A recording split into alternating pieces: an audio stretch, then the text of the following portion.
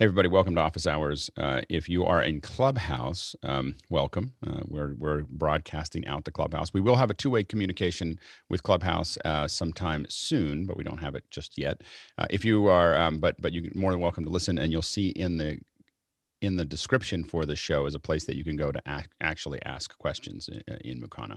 So so go ahead and click on that. That is bit.ly, bit.ly/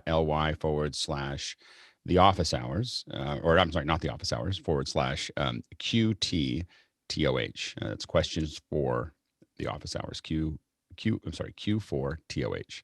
So that's what you want to do, bit.ly, Q4TOH.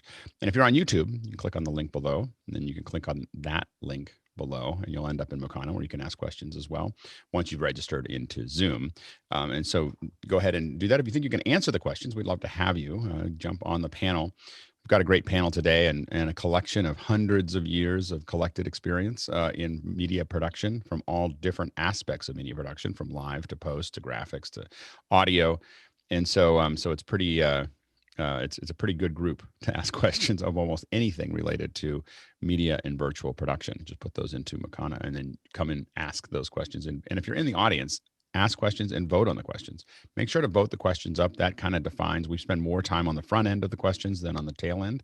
So if you ask your questions early and people vote on them early, we'll tend to spend more time on those at the beginning of the hour. We open the doors at 6 o'clock and you can check your kit. You don't have to be here until 6:40 to be on the panel. But once we start the mic checks, it is, that's it. That's the size of the panel. Today, we've got general discussion from 7 a.m. to 8 a.m. And then from 8 a.m. to 9 a.m., we have Jonas Dattell here. He's going to talk about he has built what looks to a ATEM switcher as a Hyperdeck, but it's really a Raspberry Pi. So he's going to talk about that, talk about the development, talk about how it works. And so we're pretty excited about that. So that's in our second hour. And let's go ahead and jump into the conversation, Bill. What do we got? Absolutely. We start with Jeff Francis this morning from Columbia, South Carolina, who says he tried to use the Facebook portal, an 8-inch model, to boost resolution of a meeting last night. The Zoom app was missing from the portal. This morning, the app has returned. What happened? Is there anything I could have done at the time to lose the app and then regain it?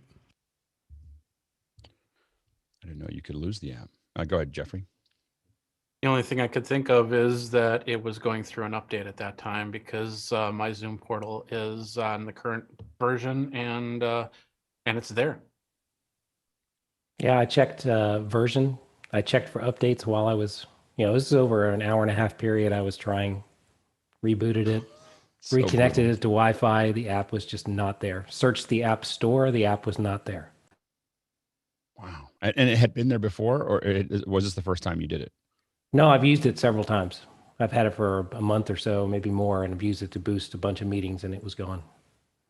It's back today. That is so odd. It sounds like some kind of server issue. Like it just wasn't getting what it's. Yeah, I think we're stumped. I don't even know what would cause that especially to be gone and then come back. So, and there was nothing you did. There's no new way that you logged in. You didn't change users. You didn't change, did you, the same user? Same, I literally went to bed and I came in this morning and it's back. Well, oftentimes going to bed, fixes a lot of things. That's it. Just restart, go to bed, and it fixes a lot of things. Yeah, we'll keep watching that. Yeah, go ahead, Jonas. I would guess that it has to do with the rollout of Zoom for Home, that they tried to conform everything to the same API or something, and that has caused Zoom for Home is still in rolling out phase, I think. Yeah, definitely when they're changing something like that, it can create a lot of instability in just being able to check in, check out. So that Jonas is probably on to a most likely incident. Next question. Brian is in from Medina, Ohio, and he specifically has this for Grant and Jeff Francis. Guy consistently has great camera. Grant, Jeff, and Guy consistently have great camera eye contact. Are they using teleprompters or just placing the webcam in the middle of their displays? I think that, go ahead, Jeff.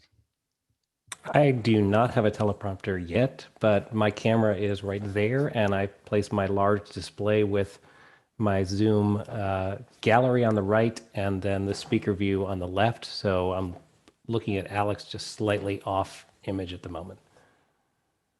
And Guy, are you using a teleprompter? Yeah, I'm using a Prompter People 17-inch. Well, it's kind of been converted. I bought it like 10 years ago for a shoot, and it's paid off having it, especially in this environment. I took it home for a temporary thing to test out, and I just can't give it up now. I love it. It's so killer. I mean, right now I don't have you dialed in directly, but if I put you right, like your eyes directly in the lens, I mean, this is me looking at you in the eyes when your head's almost full size in real life. So after a full day of meetings, I mean, it feels like real life, like you met with the person. So I wish everybody could have one of these. I mean, it's a true luxury to have a, $2,000 teleprompter at home. So I don't recommend it for everybody, but if you could swing it, it's amazing.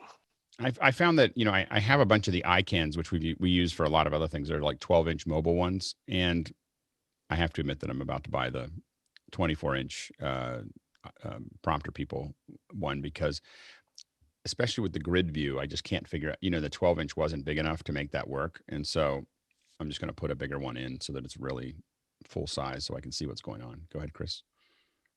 So Alex, your strategy is to put the grid in the prompter, but Guy, what do you have in the prompter? I have the grid plus we have a prompter for the back end for Mukana. So I have that on the right side. I have the person in the middle, and then I have the grid view on the left. But that's a 24-inch monitor, so it's taking up, and it's still you have big NASA enough. mission control in your prompter. In my hallway here with the kids' bedrooms all around me. Yeah, it's like NASA in the hallway. Yeah. there it is. There's the quote for the day. NASA in the hallway. Yeah. So I think that I'm tempted. I'm pretty sure that eventually what I'm going to end up doing is building a large teleprompter, like a real one. So that's why I have held off on buying one, is because I was just going to build a 55-inch teleprompter that I put in front of me, which we've built in the past. So it's not something that's completely unknown to me on how to do it. The advantage of that is I can put a ton of data on it and and then just put the people I'm talking to right in front of me. But it takes a little bit of a rebuild of my studio to make that work. At what distance would 55 inches be from your face? Probably at 3 feet. Really? It's got, that's not a lot of this that you'd see. It'll be a little bit of this. It'll be almost all. The problem is that where do you put the monitors at that point? And so I'll still it just lets me have a workplace that I do all of that at 4K, that I can see whatever I'm doing. And I'm all, I may be looking around a little bit, but it means that it's all in one plane and all in one monitor. Just trying to fish the monitors out. That's the problem. I'm going to go to 24 first and try that and just have a array of monitors around it and see if that may be the way I go. But I think that eventually I'm going to end up with a big monitor. I was thinking the other day that if Logitech gave you the option to somehow pivot the port that's currently on the back of a brand, this is Brio World, where you could put it on the top, you could actually just hang that thing like a spider and just cover part of your monitor, because it's not that big. What's that? That actually looks like a solution there. What's that, Leo?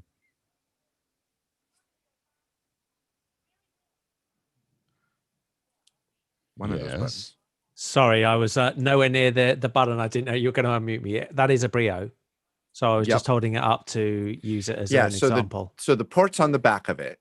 If somehow you could, so you could totally print something that would do that right now with this. I mean, you could totally print something that just hung over just popped into that little mount in the Brio, or screwed into it, and then just hung over it with you could do that. It's the cable that's the big issue, though. What you do is you arm would do it. print a hole in it so that you can run it through that hole where it comes out a little bit, and then push it right into there with probably with an L, like an L right angle, a right angle connection. I bet you that would work really well. We'll get on it. we'll put our people on it and see what we come up with. But that would. I'd like to see something tomorrow by noon. I'll do the best I can. I got a test today. Anyway, Stuart. Wouldn't that require flipping the image in the Brio to do that, if it's hanging rather than lifted? It might, or you can just figure out how you set the mount up so that it doesn't do that. I mean, it doesn't have to be hung upside down. It could be hung forward. It's just something that sits, that you just hang and it sits right in front of where you're at. It's a little lower. Now, what I do, by the way, my eye contact isn't perfect, but what I do is in the grid, I'm constantly moving people who are talking up in, and I have the grid relatively small in my screen. And then I, like, when someone's talking, I just pull them up so that they're right under the camera. So, you know, and so it's not in front of it, but I'm almost always looking at the very top, like 10% of my screen all the time. And that closes the gap a little bit. Next question. Go ahead, Guy. Moving on. Do you mind if I show the Mukana teleprompter view? Yeah, that's fine. Okay. So this is what it looks like in my teleprompter view. This is my second display. So basically I pinned Alex. So sorry, Alex. So it wouldn't go into infinity mode, but as you go to take your drink of coffee. So I got, you know, Mukana on the right. And so this is what the panelists see. So I can read the questions and keep an eye on them. And then on the left side, I have the gallery view, so I can keep an eye on these crazy kids. Doing my best impression of Price is Right.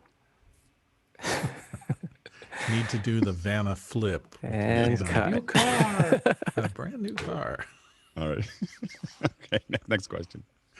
Okay, this is actually Brian again from Medina, Ohio. And Brian says in this one, is Alex's backdrop gray with blue light or blue with white light? Is there a specific blue color paint for backdrops? Note, Charles's blue backdrop is wonderful. What color is that? So mine is a gray with blue light, and it can be any color. And that's why I like gray backgrounds, is that you have a gray background and then you just throw light on it. If you have a white background or a black background, it's really hard to jump into it. Whereas if you have a nice gray background, you can just throw any color you want back there. And I like it at my office. I've kind of left it right now. Like if you see a white background behind me, then it means I'm at my office. And if you see a blue one, it means I'm at home. And that's kind of how I manage it. Go ahead, Bill, and then. So one piece of this puzzle is your lighting. I'm going to take my shot, which you should be seeing now, and I'm just going to kick off the cyc light behind me. And you can see it changes the perception of the blue almost entirely. So the amount of light you're putting on the background before you add light to it makes a huge difference with how rich your colors are and things like that. So it's never just the color of the backdrop. You can start with a white backdrop and make it into anything if you control your light properly. Yeah, so my walls are at a 50% gray because I'm in my color grading room. And the light that I have is just a one of these little things. Right, they're about $100. I believe the hue setting I have it at is 234. Now the trick that I found, if you put it closer to the wall, you get a bit more of a bloom the way that there is with Jeff and Alex. You get a bit of that God glow. I put mine a little bit further and then it gives me a softer gradient going up. So mine currently, it's about 2 feet away from the wall and it's sitting underground. So, and I point it not at the wall that much, but I point it almost vertical. So it's just more of a bleed and you get a softer gradient. That's it. That's great. Leo? Are you all painting the wall itself or have you got something in front of it? That was a quick question. Mine's I'm using a 7 foot by 6 foot lazulite, pop up. So my office has paint. It just came with it. So it was already painted gray because I think it was some kind of color grade room before I moved in. But I use a pop up for it, and it rolls up or closes up. That you with a lot of swearing mostly to get it to actually close up. I tried to do what Bill showed us, and I still haven't quite figured it out. So anyway, I leave it up most of the time. So the lazulite is great. It is a little constraining. So one of the things that I'm going to be doing is I got to move it forward, and I'm not going to do too much work on it because I am about to build a studio into my office, so I'll go away from the gray into something that has shelves behind me with little lights and things and, everything else. And so that's kind of my next, something like that. Yep. So, go ahead, Courtney. Yeah, I just got a notification from Wyze, the people that make the cheap security video cameras, that they've got a new Wyze color bulb, which is, I guess, to compete with the Philips Hue, but it's $34. You can pre-order them now. They come out next month. for and they're much higher intensity than most of the color bulbs. I think they're 1100 lumens, and you can tune the color on them as well. And they have a 90 plus CRI rating. You can tune the white light temperature, and of course you can go to any color that you want. But supposedly, and they're also controllable from the app and controllable from Alexa, the A lady, and the home guy. What do you got there, Chris? I found these at, I think, Home Depot. Would you say those were, Courtney, like $34? These were for four of them, yeah. These, okay, so these were like $15 for 2 of them, and it's the same thing. Yeah. Little all app, in the same ballpark. Yeah. It's amazing how cheap it's gotten. When I think the Hughes, when they came out, were like $60 each or something when we first bought them. Now the lights behind me are Hughes lights, but I found these because when I was back at the house, I wanted to I put a lamp in the living room and I programmed it to be red. So if I was doing something where I needed it to be a little quiet, I could remind the family, hey, could you be quiet just a little bit? Go ahead, Chris, and then we'll move on. Do we know what the flicker rate on these things are? Would they be useful or usable in video? Do we know? I don't think we haven't seen a lot of flicker in the Hughes style lights. I mean, I haven't seen any flicker in them. We usually in DJ lights we see it a lot because they're generally to go lower. I think a lot of times with the Hue lights we turn them all the way up because they're not that powerful. Go ahead, Mickey. Yeah, I assume they would be, since they're LEDs, they would actually be getting their power off DC. So you wouldn't get like a 60 cycle or 50 cycle flicker on it. But yes, if they do use the quick dimming, what do you call this? I forgot the technical pulse width terminology. modulation. Yeah, PWM for to control the brightness, then you would start to see it as you dim down. I hit the wrong button there, Bill. Sorry about that. Anyway, next question. No problem. Guy Cochran's up next with what makes professional camera lenses so big and expensive. Stuart. Marketing. Precision. When it comes to the manufacture of the housing to move the glass to get precision focus, when it comes to grinding the glass, there's a difference in the quality of the grind done by Zeiss compared to Cook, and it's about a $20,000 per lens difference, and it's worth it. There's also the precision coatings that go on there, with the super multi-coating from Pentax finally being bested by Sony's micro coating as the coating with the highest transmission layer. Now, transmission is the difference between your f-stop and your t-stop, and you've got to know that. And also, as you go to a larger sensor and need a larger image circle, your quality has to go up again to maintain focus on the larger circle. Go ahead, Bill, and then Charles. Having done a good little bit of work in corporate video about the logistics chain, I can tell you that if they could make the lenses work just the same way and make them smaller, they would, because when you're packing shipping containers to run these things around the world, a 1-inch dimensional difference smaller means you get more yield on the same ship and you make more money. So they're always trying to make things smaller just for efficiency and supply chain. Go ahead, Charles. So for broadcast, it's usually they're parfocal, and that means you could zoom in across the football field, stay in focus, and then zoom out, and you're still in focus, which is technically really hard to do. And that's why they're so expensive and so big. And then for cinema, it's usually if you're on set, you want to have a set of lenses that all have the focus ring and aperture rings in the same place. And those things are built like little weapons, just tanks. I was surprised at talking. I was talking to someone in NAB, and it turned out that the woman that I was talking to she builds the 50 to 1000, and I was like, who else builds it? Nobody. Like, she's the assembly. Like, she assembles it. It's like one person that carefully assembles and calibrates the entire lens. And signed them. I asked someone. I said, what happens if she gets sick? And then they were like, the line stops. Like, there's nobody else to do that lens, and that they don't make that many of them, so it's not that it's not that big of a deal. But it is it's a really fascinating issue, thing. And I think that a lot of times the size of the glass, one thing that you forget with cost is also how many they throw away or how many they have to send back. So when you think about cost, you look at the raw cost and you go, oh, well, that lens should cost this much. But to get to the precision, a lot of times it's literally just picking through things that didn't work. That's why some LED lights are more expensive than others, is because there's less variance, in the actual LEDs that they pull off the wafers. I remember hearing a rumor that like Apple's trackpads, for instance, you'd think that they cost a certain amount from the components, but they were when they first came out, the new trackpads, they were losing 40%. Of the trackpads, like they were, that didn't make it through QC. So a lot of times it's what costs is what it costs to do it. There's just a lot more wow and flutter to get it perfect. Mickey and then Chris.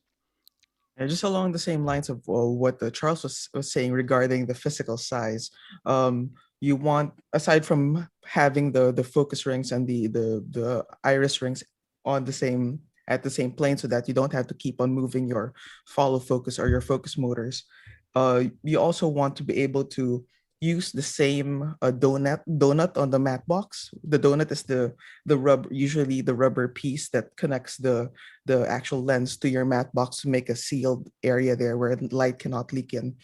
You usually want to keep your lenses the same physical size, so that you don't have to keep on having to swap donuts and move the matte box forward and back when you change the lenses. And that would also help you in terms of physically balancing the camera on your sticks or your head, or if you're using a gimbal or something like that. Go ahead, Chris, and then we'll move on. Just to give a visual of what Charles and Mickey were both talking about, these are photography lenses, and these are Sony E-mounts. This is a 50 mil and this is a 90 mil. And you can see that the focus ring is here for the 50 and the 90 mil is here. So that's a very far distance that all the gear would have to be moved around in order for, in addition to being a wider diameter, it's also really far. So you'd have to move your follow focus or anything on the rails, several inches just to accommodate switching from one lens to the other. Whereas a kit of lenses for cinema, they're all pretty much the same shape regardless of their millimeter. Mm-hmm. So next question. We'll move on. Moving on, Stuart Fairweather of Melbourne says spitballing time, and for those who are not in the American idioms, that's just tossing it around casually.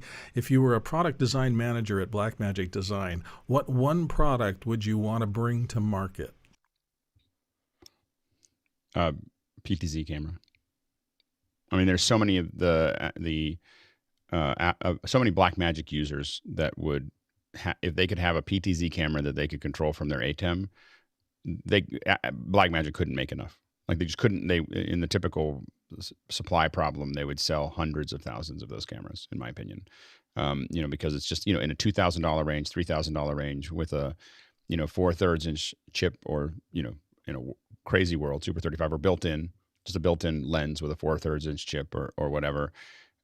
They would sell as many as they could make. Courtney, and then Jonas, and then Jeff.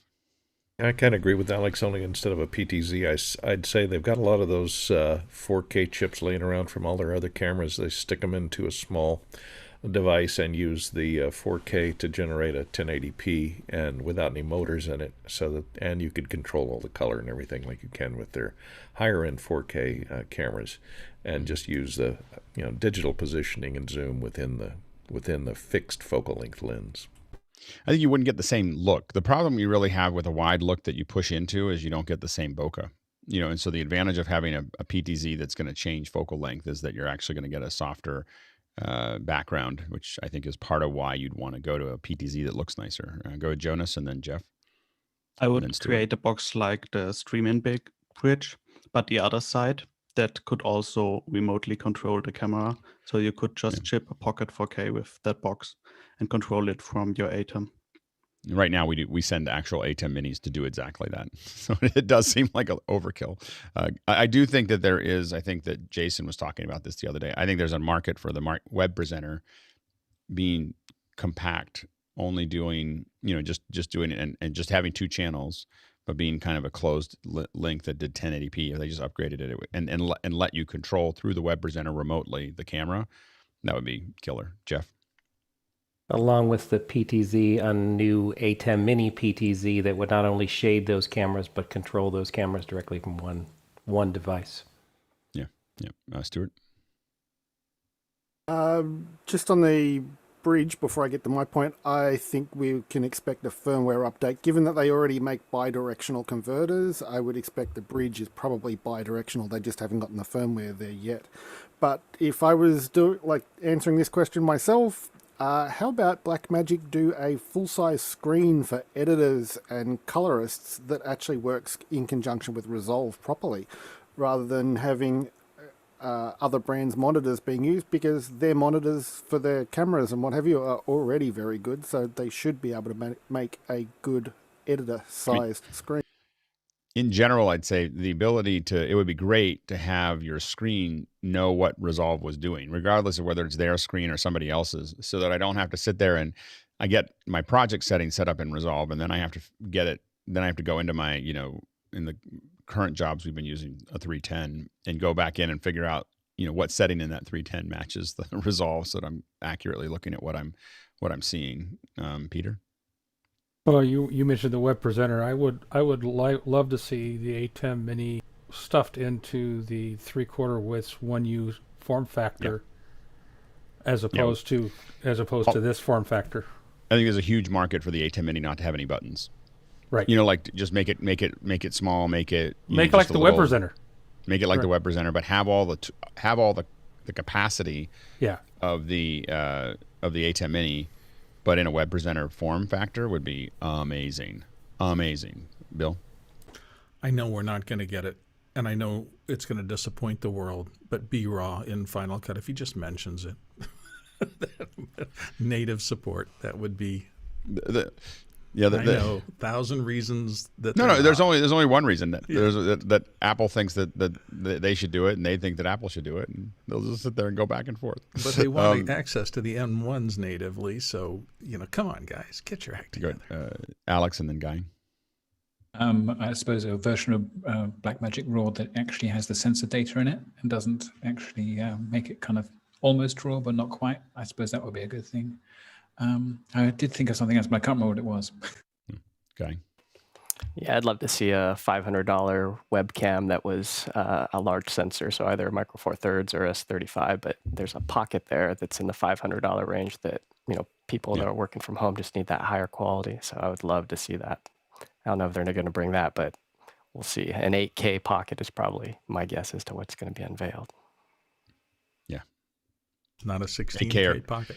I guess the only thing that I feel like is that I feel like it might be a 12K pocket, only because they already have the chip. Like they would have to, they're not fabbing. My thing is, I don't know if they're going to fab an 8K chip. I think they're going straight from 6 to.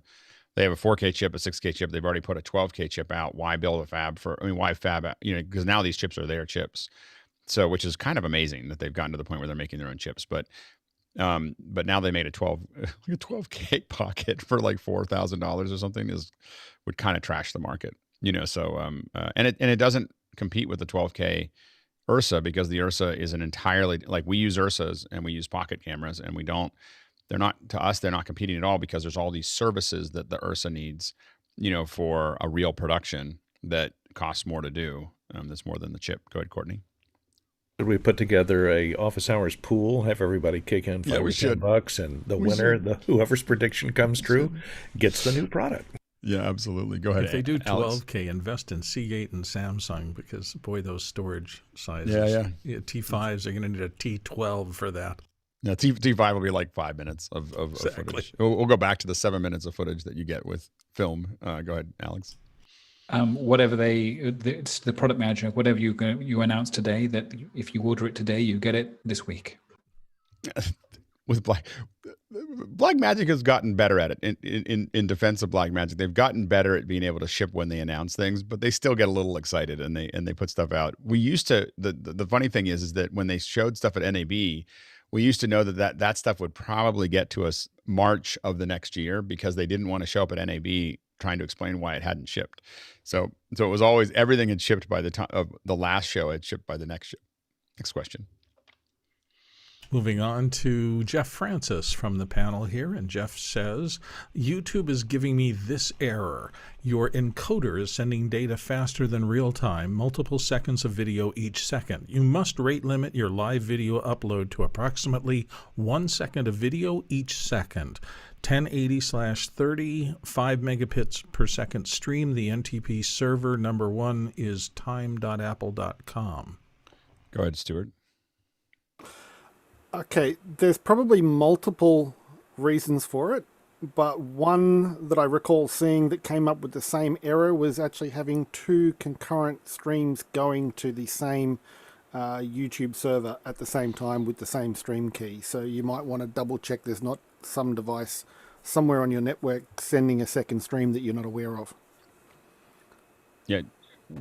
What is the encoder? What's encoding it for YouTube? Extron streaming media box 351. We had this once before, and Jason suggested the network time protocol, and haven't seen it until today. But I can't hit sync now while it's in the middle of a stream, so it doesn't seem to be affecting the stream. It's just so you're just getting the error. Yeah. No. So the problem you have is if it's not affecting anything. I mean, obviously there's something going on that doesn't like. So you do want to dig into it, but and the Extrons are kind of we've used them a little bit and then just moved away because we had all kinds of little errors that we were getting with it. They're not really built for streaming to YouTube, I think, and but YouTube will send you all kinds of error messages, and unfortunately we've learned to ignore most of them. You know, like we just ignore unless we look at the feed, and if the feed looks okay, we stop thinking about it because it complains about things and it doesn't give us enough data to actually sink in and figure out what that actually means. And then it doesn't give you errors, and you can obviously see problems. And so a lot of what we do is like, are we seeing a problem? And if we see a problem, then we deal with it. If we don't see a problem, we just ignore the messages. Go ahead, Jeffrey. It's also good to remember that half of the country is going through either brownouts or blackouts right now. So your normal paths to go from point A to point B I think that's are getting redirected back and forth. Yeah, it could be unlikely, but if it's never happened before, then that's a thought there. The other thing is maybe right? Jeff, this has happened before. Yes. Yeah. Several months. But ago. you've been running how you've been doing it the same since that last time, right? Correct. Yeah, it popped up that one time, and I did change one of the network time protocol servers, and then it hasn't popped up since. So I may try just syncing to that server again and seeing if it goes away for another few months. Right. The only other thing I can think of is check your keyframe rate, and that might help there. Next question. Moving on to another Jeff Francis question from Columbia, South Carolina. So many panelists are looking so good this morning in 1080. Which cameras are the following panelists using? Peter S., Charles K., Leo M., Jeff W., and Doug F. Go ahead, Peter. So I'm using a Sony AX100 that gives me a clean 1K video out, even though it's a 4K camera. So it's a 4K. But the other thing I will point out that I spent a lot of time working on the lighting as well. So Sonys are known for good, particularly at the AX100 level and above, known for good optics and good color pickup. But pay attention to your lighting as well. Go ahead, Charles. I'm using a Pocket 6K with a Duclos primed lens from Sides Milvis. And as to add to what Peter said, you can get a lot just from fixing the lighting in your room. You don't need a great camera, but if you get the lighting right, it'll take you miles. Leo? This is a Panasonic Lumix. It's a GH3, so it's not a latest one at all by a long way, with a 1.14 lens. And that seems to work for me. Which lens manufacturer, please? Lumix? Sigma? Leica. I can't remember on this. Go ahead, Jeff. I can't remember. While he's doing that. It's a Canon EOS R mirrorless with a 2470 2.8 L series lens on it. And then Doug? Where's Doug? I am using the Brio. It's a simple Brio. Although it's been acting up lately. Every once in a while, it gives me the frame rate problem. Oh, interesting. But that's probably because I'm on a PC and you Mac guys, you should just fix that, Doug, and just get a Mac. But I'm just going to let you blame this. Leo, I've heard the solution. Did you get the figure out the lens, Leo?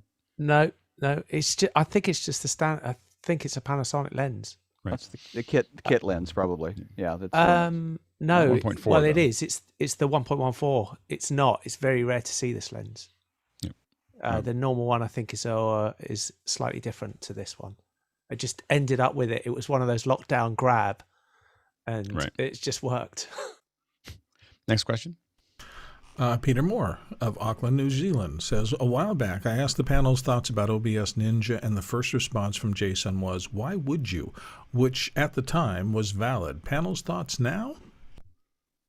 I just used it yesterday for the first time on Twit, because Skype, for some reason on my computer, just constantly is pushing out really low resolution video, and we can't quite figure out why. I thought it worked really well. I think Skype just knows that I hate it, and so it just is just trying to get back at me. So for me, it was relatively simple, but there was enough clicking going on that I wouldn't use it in a production. I wouldn't send it to a civilian.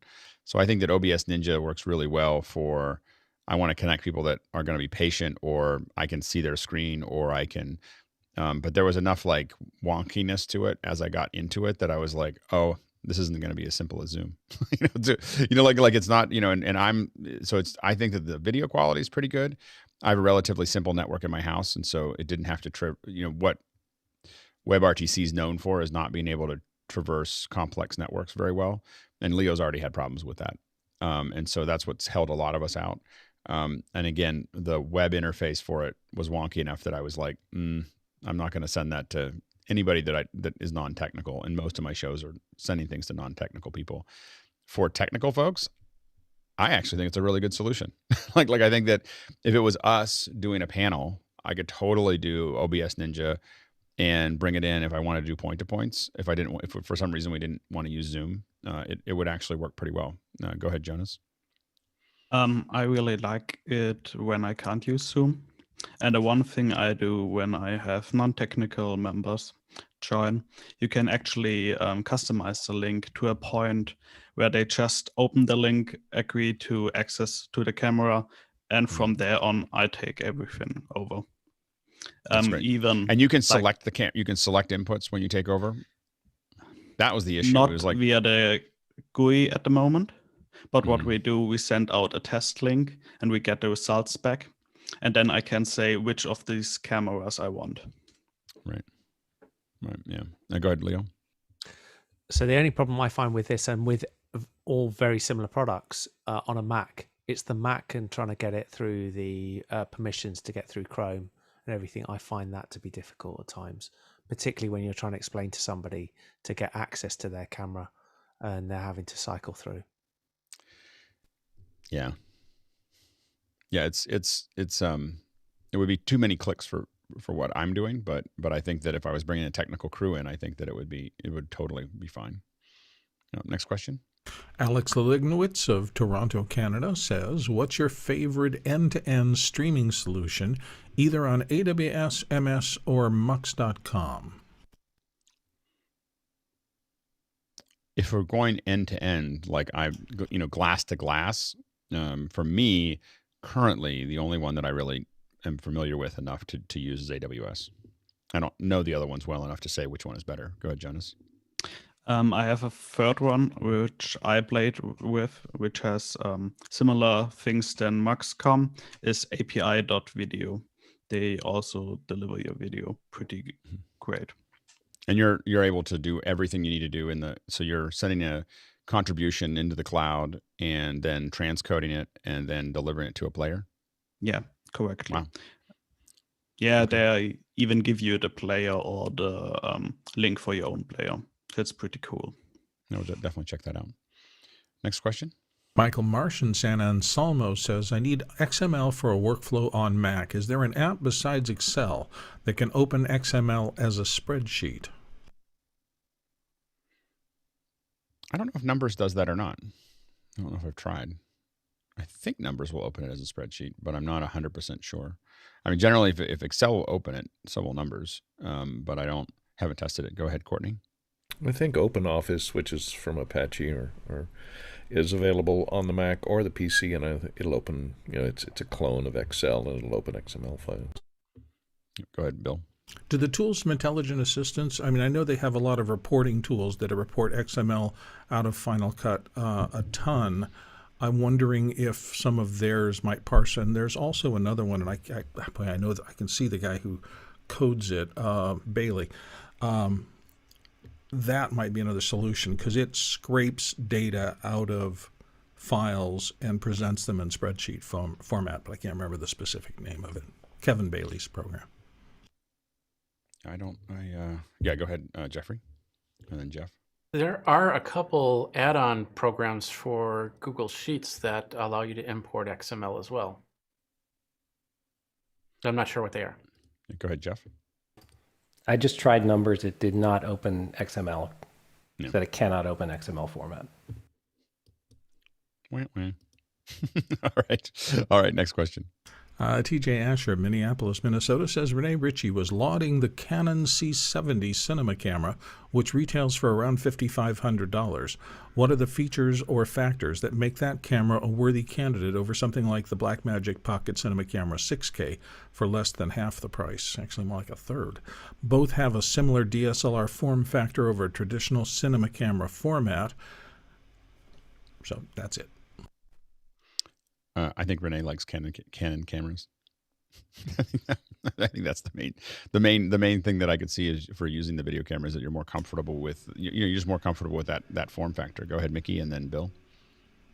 I think just comparing the two, first off, for me, tactile controls, which is a big deal for, faster types of productions, like, run and gun type of stuff. And also along the same lines with moving quickly, built-in ND filters, and more professional grade connections, I/O. Yeah, go ahead, Bill. I think different products. Remember that the Canon series was designed as still cameras first, and they added video layers on top of that, and they've become very, very good at it. The Blackmagic stuff was designed as video cameras and have a few still things, but in terms of the stills world, there are just no comparisons. You can't do sync flash and all the things that any photographer is going to demand from a still camera on the Blackmagic. And the Blackmagic is designed for one workflow that has nothing almost to do with stills. The stills that you can get out of Blackmagic are okay for the web, but they're laughable, and you have no control over flash and things like that. I've shot a lot of stuff with the C300s, and I'm pretty much at the point where I would never use a Canon camera again. like after a cumulative of a couple months of shooting with the C300 from its life in a life scale, I would not do another project with it. I hate the interface so much that I think the image looks fine, but I don't think it looks any better than what I'm shooting, and I just hate the interface. Like, I just feel like it's just the most backwards thought process I've ever seen. Go ahead, Stuart. Just an aside on getting stills out of video cameras. There are only 4 video cameras that will do decent stills. They are the Sony range of VG or NEX VG cameras, the VG10, 20, 30, and 900E. Go ahead, Guy. Don't forget the Panasonic S1H, man. That's an awesome camera there, Stuart. That's not a camcorder. Or we can say, was that what you were going to talk about, It's Guy? Netflix approved. I would. All right. So the Blackmagic Pocket Cinema camera being that price, it doesn't have the autofocus that a C70 has. So you get some crazy features. If it's like the C500, which I played with, they have ramping where you can actually control the speed as to how fast the AI, when it auto detects a face, it's going to be a little more challenging with masks on. But if it's a normal face, we did a bunch of tests and it's amazing. I mean, I showed the video in the post show of it actually going from person to person. On an autofocus lens, it looks smooth. It looks like somebody rack and focus. So for run and gun, I mean, if you had to do a shoot and you went to a rental house and tried these two side by side, you might go with the C70 if you're doing that kind of run and gun fast stuff that Mickey was talking about, because ND filters, the XLRs or the mini XLR connectors, so pro connectors. And I mean, I'm a Blackmagic reseller, so I'm a big fan. I'm not a Canon reseller, but there is a place. And then the RF lenses provide a more compact form factor because the flange distance is so close with the mirrorless cameras because they don't have to flip up the mirror. So that's a couple things. I realized I was talking to someone else about that. And they were like, oh, well, Blackmagic doesn't have any autofocus. And I realized it's been so long since I used autofocus on a video camera. Like, I mean, like decades since I've used it. Cause I'm just come from film where someone controls that. You don't think about the camera controlling focus. And so I realized it was completely a blind spot to me that someone would use autofocus in a video shoot, but I can see why you do it. I just realized that a lot of us that come from film don't think that way. And so it's a different process. Go ahead, Mickey, and then Bill. Yeah, I think with the form factor, like, for example, if you're mounting this on a drone, you would probably want to put a motor on the iris ring, but maybe not have enough space in terms of weight and actual physical, space to put both an iris motor and also a focus motor. So I could see where autofocus would come in handy there. And if I could just rant about the C70, the placement of the time code input right at the grip where focus motors usually are. Oh God. Go ahead, Bill. Well, I just want to stand up for the still photographers because they think differently and they have different needs. But this is a video camera. Yeah, these are video cameras. Yeah, because the ability not to decide first curtain or second curtain sync on a flash world and stuff like that, when that's not on a camera, a serious photographer is just going to go, it's not the right tool. It's a video camera. Yep. Next question. Alex 4D Golner, who's here on the panel today.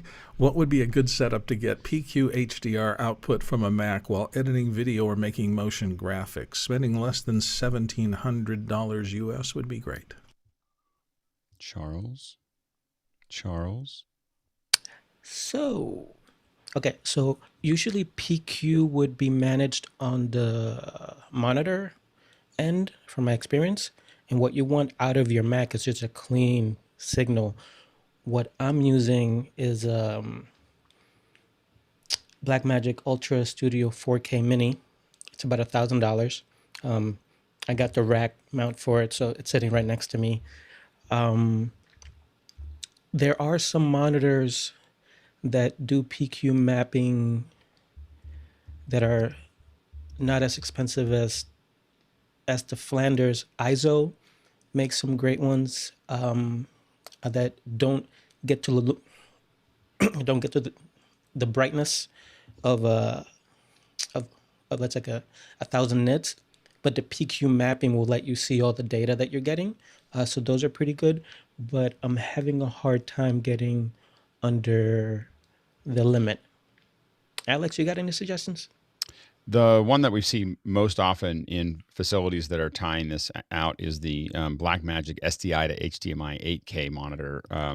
It's a monitoring solution. So it's $12.95 US. And the advantage that it has is you can actually tie hardware calibration into the 8K into this monitoring solution. So and that's what I think they showed it on one of their keynotes.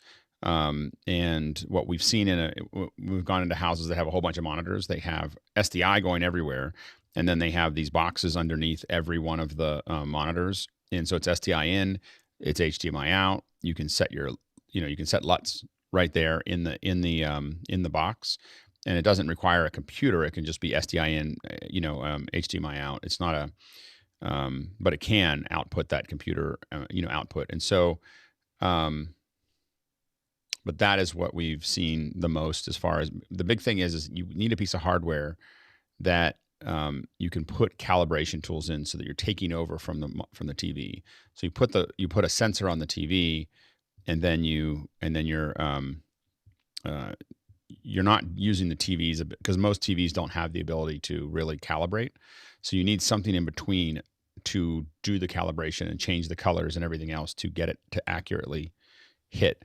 And so that's what we've seen the most of. And again, now that I look at it, I'm not certain that I think it comes out of a computer, but most of the time what we're seeing is these are HDMI outputs. They may be combining these with the Ultra Studio, but we usually see them underneath the monitors. And I don't have them because I do what Charles does, which is I have a Ultra Studio output. from it. But I don't think the Ultra Studio has the calibration tools that you would have there. Next question. Fred Eric Eckert of Bad Herrenalb, Germany says, is there a way to have the presentation of a remote guest stored locally in the studio while still keeping the remote guest in control of switching the slides, like a Logitech presenter over IP with a login? So he wants to select the event, select presentation, and then control that. There's a couple ways to do that. One is to have if they're on a Mac, you can do Keynote. So Keynote Live will do exactly what you're doing, and we've done it here in the show, where I load up the deck. Someone sends me an invite to the deck. You load up the deck. The deck is now local to the show, but as the person changes, it'll do the play out, it'll do animations, video, everything, but it's playing back from a local source. So you're actually controlling it. And we found it to work relatively seamlessly if people are using Macs on both sides. Outside of that, we've used USB. There's a variety of providers that do USB over IP. So basically, you have an IP connection between a USB in and a USB out, and we've literally used Perfect Cues. The little Perfect Cue, the DSAN Perfect Cue, so the person who's used to using a clicker just keeps clicking their slide the way they would normally do it. It will change theirs locally so they can see it, but it also changes ours. And the question is whether you want them to do it locally or whether you want to send back a feed as a confidence for them to see what's going on. Go ahead, John. We used, on our last show, we used Internet Clicker, and the interface is dead simple, and it worked fabulously. Internet Clicker? That's great. Yeah, so those are all options. Go ahead, Leo. If you are going to use Google Slides, there's a plugin for Google Slides, which is, I've got it in front of me, called Present with Remote, and enables you to literally send somebody a link. They can open that on their mobile phone and they've got a next last, and you can load the slides up and then you can just bang, bang, bang, bang, bang. And it works really well. And what's the name of that one again? It's an extension. It's an extension. It's an extension that goes into Chrome. Right. And the nice thing about it, obviously, is then you are sharing the same slides. Yep. So not only they make an update, you've got the same slides. You're all of the advantages, and you literally then give them the two buttons, and you know that you're on the same screen. The other thing that we do if we don't have that is when we use Zoom Rooms, we have one is the person and the other monitor is their presentation. So they do a screen share, but it's screen sharing to that room, and we split those monitors. And now those two outputs are available to our switcher, and then we just switch back and forth. And then they don't have to know anything about it. They just do a screen share and they're off to the races. So a couple different ways of slicing that. Next question. Christian Pelving of Sweden says, when having a guest on a remote video link in a webinar or live show, do you have a preferred software solution? And can you list those software solutions in order of choice, Zoom, Meet, Teams, FaceTime, or other software? And he has a final add-on, is the quality of the video resolution, sound, or stability? Which of those things makes them recommended? Right now, I probably say Zoom, then a WebRTC client, whether it's vMix call, Memo call, or OBS Ninja, then Skype, then everything else. It doesn't matter. And a lot of us have the problem really is that we can't get clean outputs, and I don't use NDI. So Teams has NDI, but I don't use it, and we've had enough people in our group that have had enough issues with the NDI coming out of Teams that I'm not certain that I'm not feeling like I'm missing out right now, and so I don't I haven't seen anything else that compelling. And Zoom gives us really good audio if you turn all the switches on, and a fairly clean output to do that, and everybody knows how to use it now. Like that's the big thing is that you send it to everybody knows how to use Zoom, and anything else that you send is like a quirky problem that you have to deal with. Go ahead, Bill. I'm doing a Teams thing in the middle of next week, and they still don't have a 2-up display that I can use, and I understand there's one coming middle of next month, but it's just like so frustrating to get into these things that a corporate client decides to use, and then you're kind of a little hamstrung as they're all developing, trying to get the tools that the others have. Yeah, Leo. So as we're talking about webinars and remote guests, and I'll always bring it up each time we mention it, I would say StreamYard for certain things in certain environments. If everybody is remote and you want to have a product that you can guarantee everybody works in there, StreamYard works. Yep. That's good. Next question. I want to be fair to teams because I guess the owner of the meeting can do a two-up. You got to go fast. We're going to next question. Okay, moving on. John M. Gerard, Berkeley. My niece is in law school. I want to get her a separate mic. She's using her MacBook Air mic. I just got her a Logitech Brio webcam. She does not like to wear earphones. Is there any way to get this set up to not have speaker feedback? I mean, she can. I mean, technically, she can probably get away if she leaves her echo cancellation on and uses something like an SM58 or a PR40 that has a lot of off-axis rejection. She can leave the speaker open and it's going to be fine. Like it's not, you know, it's not going to really impact it that much if she doesn't really want to wear earphones. Now, what I would tell my daughter is get over it and put the earphone in, and you'll get used to it. Like, you know, you don't like it because you haven't done it enough, and just figure it out. And I just. like that's what I would tell my own daughter. But if you don't want to tell your daughter that, you know, you have a different relationship with your daughter. My daughter, mine would be Buttercup. Bill?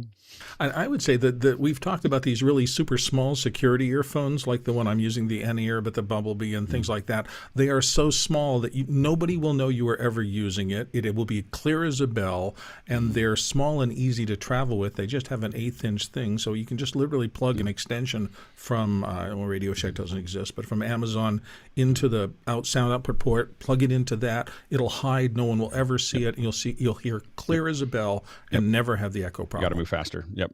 Mickey?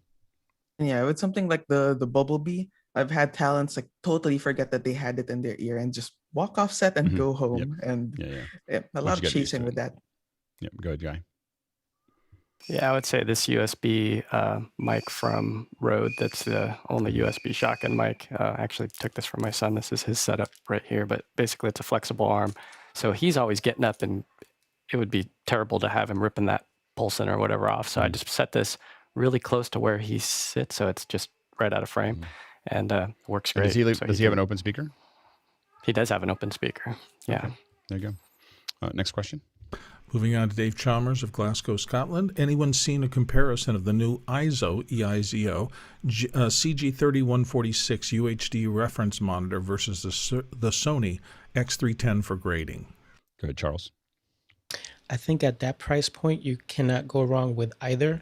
That being said, the one thing that I have seen is for beauty work, I tend to see more of the EIZOs.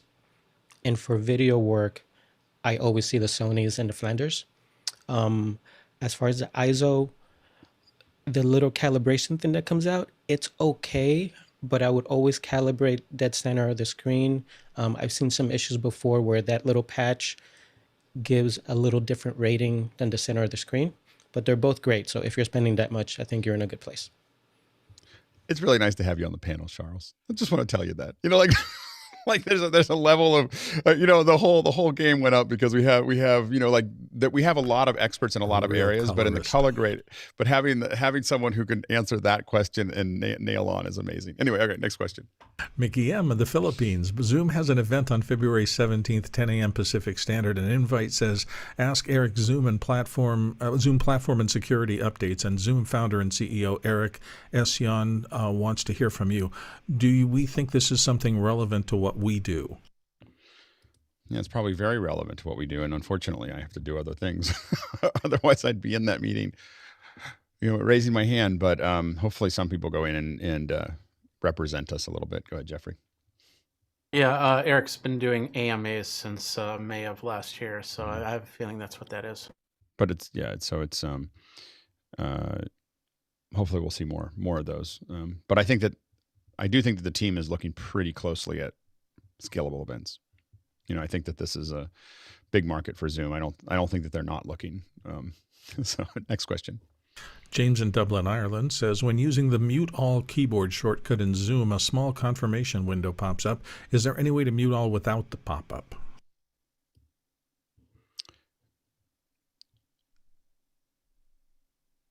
I don't think so.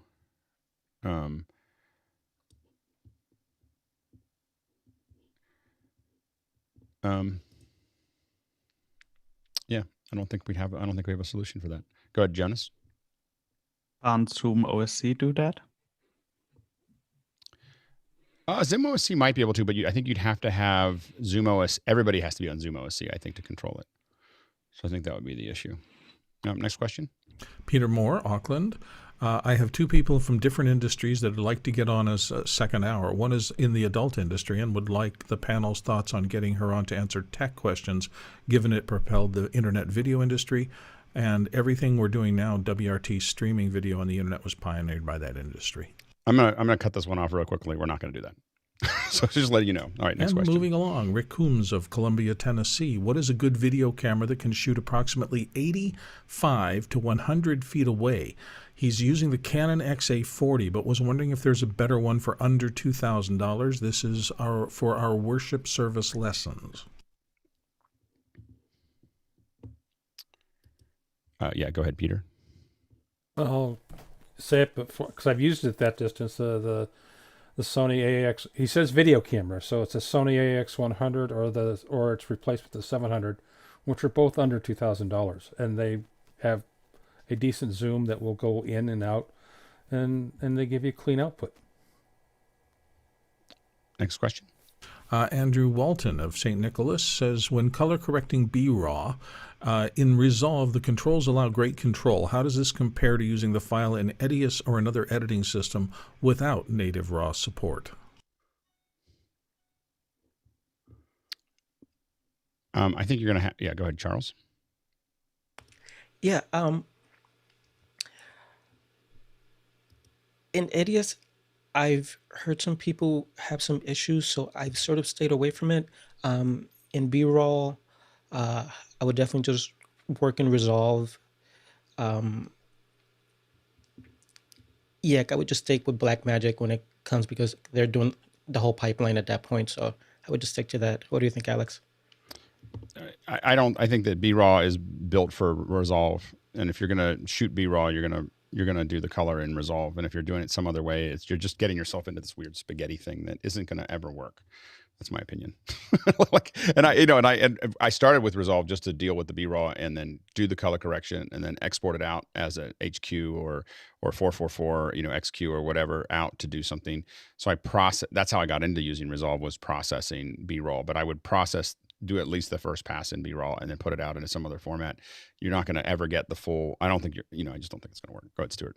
Then we're going to move on real quick. I would check the Edius forum, not the Grass Valley forum, but the Edius forum itself, because Edius will edit just about everything. That's one of their key it'll selling edit it. points. I just don't. So I would expect it'll have support for the RAW, but it won't have export support for that RAW.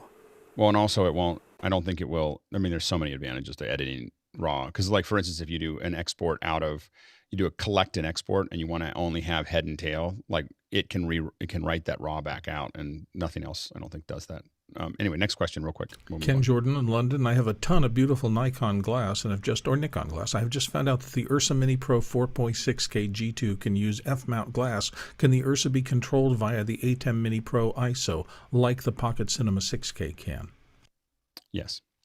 I mean, you can do any controls that you had before. I don't know if it'll do it through the f-stop, because the f-stop, I don't know if will carry that information, but you can absolutely, for the F-mount, but you can absolutely control an Ursa using the converter. The HDMI to SDI two-way converter that they put out can carry that information both ways. Next question, last question for the first hour. Last one, Stephen Jones of Columbus. In Zoom, when using the dual monitor mode, is there a way to switch gallery view to be on the second monitor?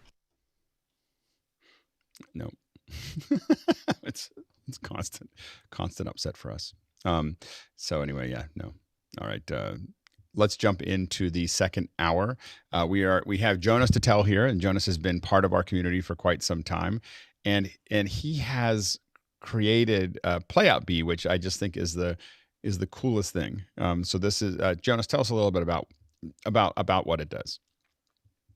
It's basically a playout solution at the moment only for video, with upcoming audio and image support, that uses the open Hyperdeck standard to talk to your ATEM.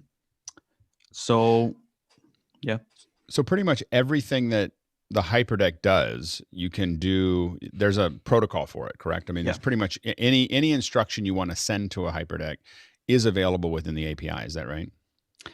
Yeah, there's one exception at the moment that I have implemented the protocol, and I talked with Blackmagic. They implemented the right parts, but there's something in the network stack of the Pi that is different to when you connect it to a Hyperdeck. That's why the auto roll feature is not working for some reason. Which feature? The auto roll, when you cut that it auto rolls. Oh, right. Yep. So that one part isn't quite working yet. Yep. Got it. And can you show it to us? Can you show us? And again, if you have questions for Jonas, go ahead and start throwing them into Mukana. But Jonas, go ahead and show us what it looks like. I know it just looks like a pie, but I just want to show people what they're looking at here. Yeah, there we go. So I have different enclosures here. There is this. Where's the camera down? There's this pretty standard Pi enclosure, like your standard Pi. And what I have found, and I got sent this case from the manufacturer, is this cool argon case, which has like 2 HDMI, full-size HDMI out, since it normally only has micro HDMI, and routes every port to the front, so you can just place it and have everything at the back or the front. And does that have the pinouts on the back? Are they easily available on the back of that case? That's the cool part. You actually just pop off the. Oh, that's slick. And then there's some magnetic enclosure. It's really cool. That's really cool. Yeah. So that's it. That's it. And what's the RAM requirement for what Pi should we buy? I used the 4 gig model because 2 gig should work, and it works. But with upcoming features that might require, for example, multiple outputs, I'm pretty sure you need 4 gig for that. And do you think is 8 gig just too much? It's overkill? You would never need that much? I'm not sure. Because then to use the 8 gig, you would also need to use the Ubuntu 64, and that we have some problems with that, with driver that are not up to date. Got it. So the target is a 4 gig Pi, but these right now, I think I got excited. I haven't quite got it built yet, but I did order one, and so this is I got the little little clear case for it, so I can play with it there. But the so you get the 4 gig, you get a case for it, and that's pretty much it. Then it's just a matter of loading your software onto that case. Is that right? Yeah, I have provided a pre-built image, so you just download the imager for macOS or Windows.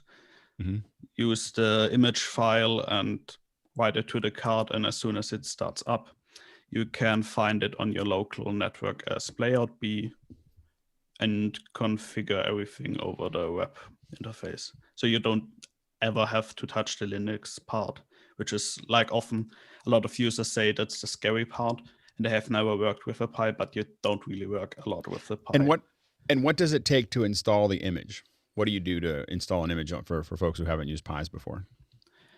There is a software that you load. It basically says there's a guide on our Discord. And it's 3 buttons. You choose the file we provide you, choose the SD card, press write, and that's it. So to be kind of just to back up, so you're putting that program onto the SD card or onto a USB stick? Will it work on a USB stick, or does it need to be the SD card? We have it not yet working on the USB stick. Great. That would be cool, but it has some challenges. Right. So you put it on the stick, on the card, and then you have this plugged in. So you need to have it going out to a monitor, powered, going out to a monitor, so you can see what's going on from it. And then that's that's pretty much it, right? Go ahead, Yeah. Courtney. One question: does it format the SD card so that you can use it for storage for your media as well, or do you have to use media on the USB removable drives? You use the media on the SD card. Via the web interface, you can just upload your media, so you have never to touch the Raspberry Pi as soon as it's installed, and that is stored on the SD card. So you'd suggest like a 256 gig or 128 gig micro SD? Yes. And I'm working on better import, so you could just bring your USB stick, stick it in, and say, I want to import a movie file from there. Right. Go ahead, John. I bought the first Raspberry Pi 4 8 gig when it first came out, and my particular unit runs super hot. I can't put one of those plastic cases on it. I have to leave it open. I just bought Jonas's software yesterday, and I've got a Raspberry Pi 400, but the one that has the keyboard built onto it, and I'm going to download it and put it on that machine and try it out. Yeah, no, it's great. Yeah, and so it's a really simple operation. Then you get it installed, and then after that, you plug it in. You just plug it into the network, right? Yeah. Does it? And then you have to set it, right? You can't just the ATEM won't find it. You have to. Yes, that's the one part you have to do. If you want, I can show you how to do that. Please do. Yeah, absolutely. So let's screen share.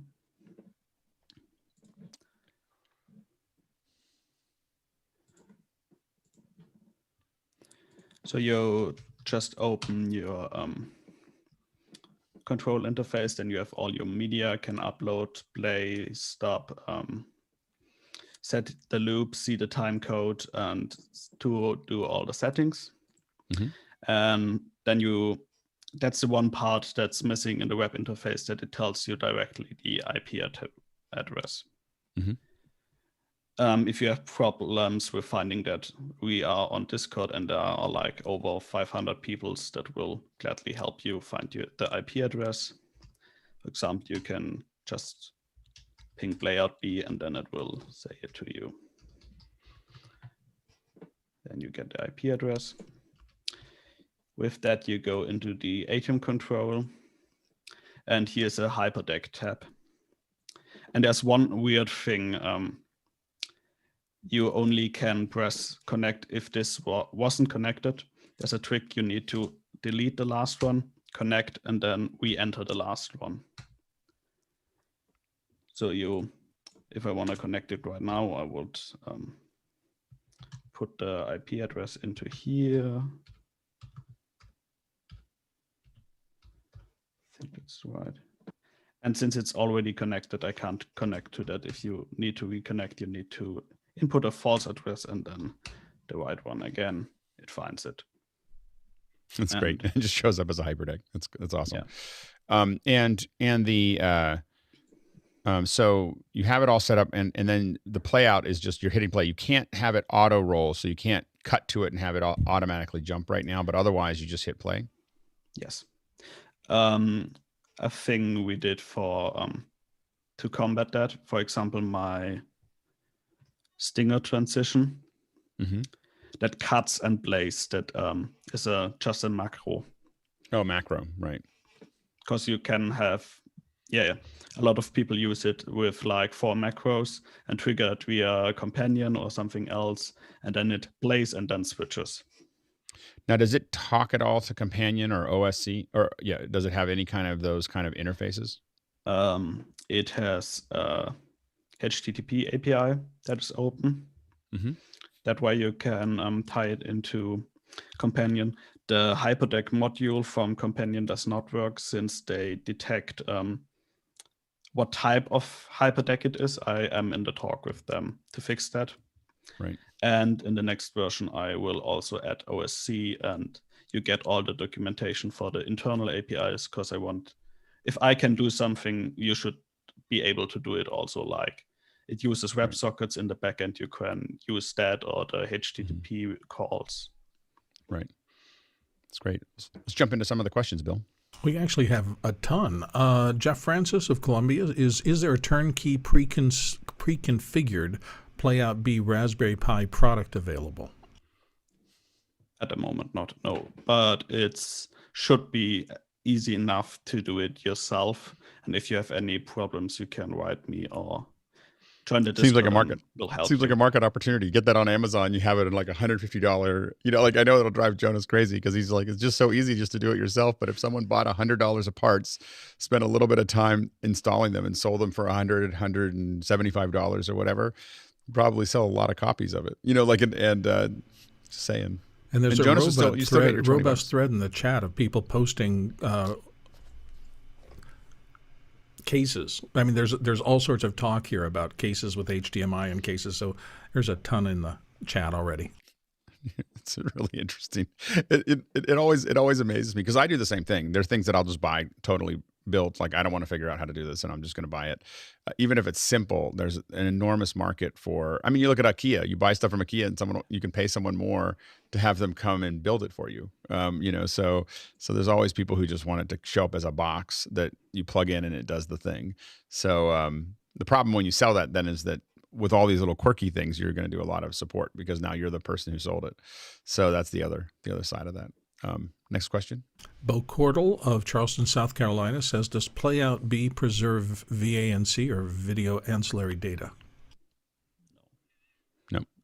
I don't even know if the HDMI can output that. Yeah, I don't know if it does.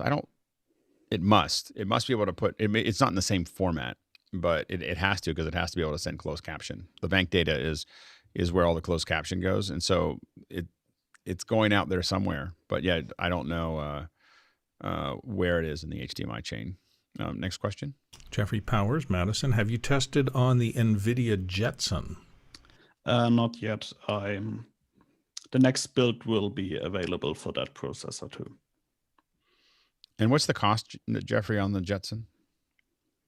Depends on which Jetson you get. They have the higher end one where you can actually put in a M2 drive, which is I think around the $100 mark, and then the $50 to $60 mark for their 2 gigabyte. I'm guessing the 2 gigabyte won't work, but the higher end one might. And if you want, you can always send it to me and I can test that. I've got a couple. Yep. Next question. What does a Hyperdeck from Blackmagic Design cost compared to a Playoutbee? I think that the mini starts at $695, I believe. Is that correct? Is that the $595 or $695 for the smaller one, and then the larger one is I believe it's $1995 or $1695. So those are the ones with the SD cards, and they have some other advantages. If you're just doing playout, I mean the advantage of the other ones is they're recording too. Because Jonas, you're not recording right now, right? You're playing out. No. You just do play out. So when you buy a Hyperdeck, you can record to it and you can play out to it. So there's a lot of other outputs and other supported formats and so on and so forth. So there's a couple other things that are available for the Hyperdeck. You're not getting a Hyperdeck for the same price, but you are getting a playout system for much less. So I think that and I have a lot of Hyperdecks that we use. But I'm very interested in the idea of having something that, from a home perspective, you could, or a smaller event perspective, you could just throw in that would do what this is doing. Because you could control it with the web. So even if you didn't have an ATEM, right, Jonas, you could use it as a little playout system. Yeah.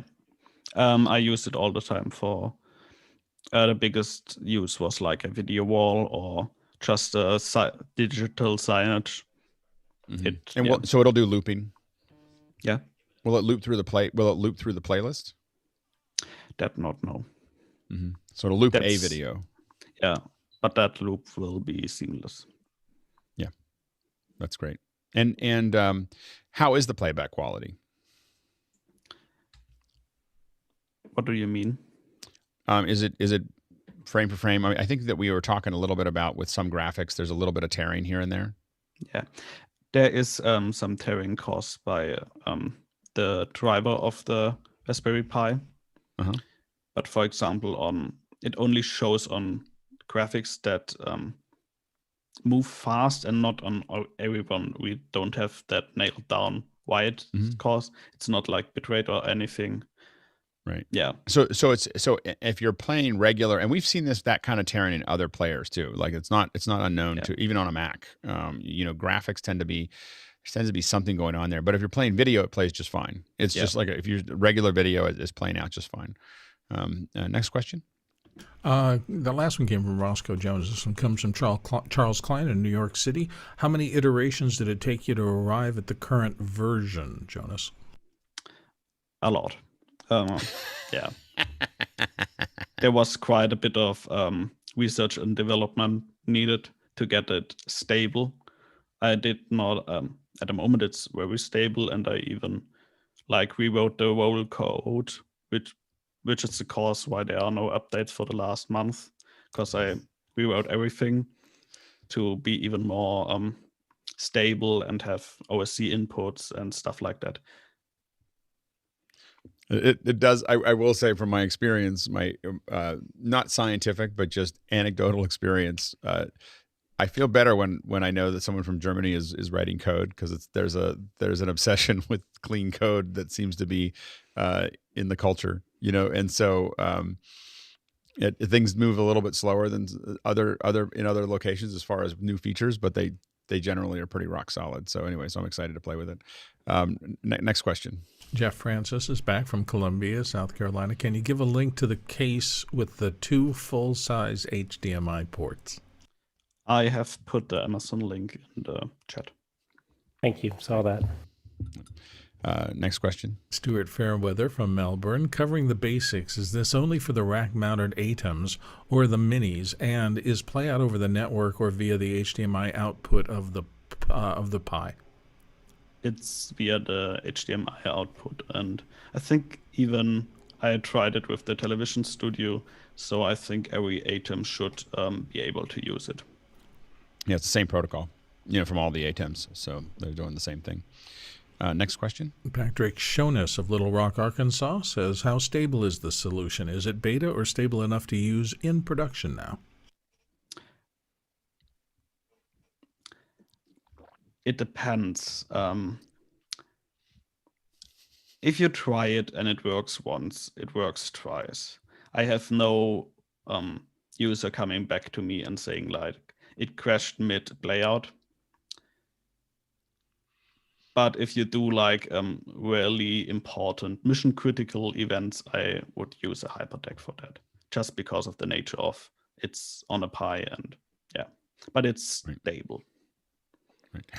And I can just definitely see lots of smaller events that would be, that don't justify, buying a Hyperdeck, for it, where this could work really well. Next question. Alex Forty Goldner in London, here in the panel. Which codecs are supported? Encoding rules, data rate, and so forth. So MP4 files, resolution, it really doesn't care. Higher than 1080p, that just doesn't work on the Pi at the moment.